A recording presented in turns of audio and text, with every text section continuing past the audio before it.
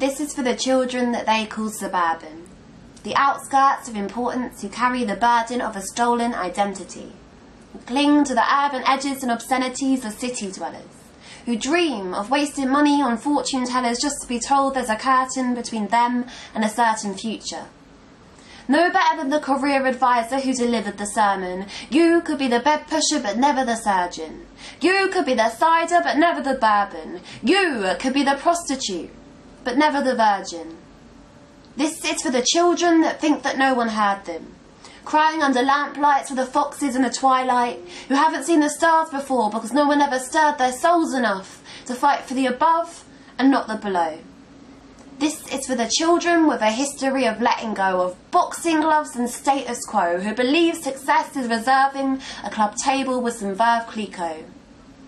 That change will come and champagne flow when someone gives them a chance to show their disdain for life is not self-woe but a hunger to rise above the leftover hope they scrape across their daily toast before 9 to 5s and 8 to 8s and endless shifts and come home late.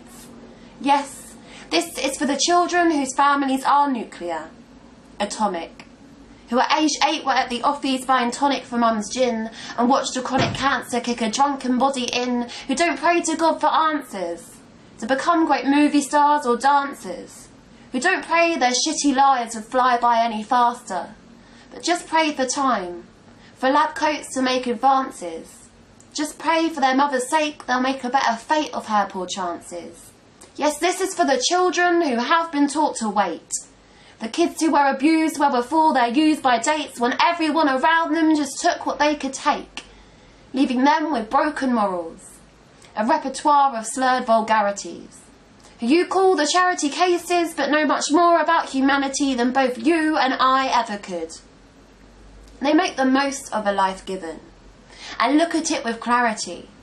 Awake each night with gutted veins aflame with poetry, a beauty to what they speak like, a lyrical dexterity from navigating snaking streets and the weight of their posterity. Yes, this is for the children that I grew up with, the kids I loathed at school because they couldn't show up with the right books or homework, the kids clothed in hand-me-downs and didn't have a fuck to give, who rose above authority and treated me so horribly because I looked down my nose at those who I thought had no priorities, as if they chose their home lives, their nuclear families, as if they didn't have every right to throw their chairs and strangle me, when I thought them all vandals, no candle to be held to me.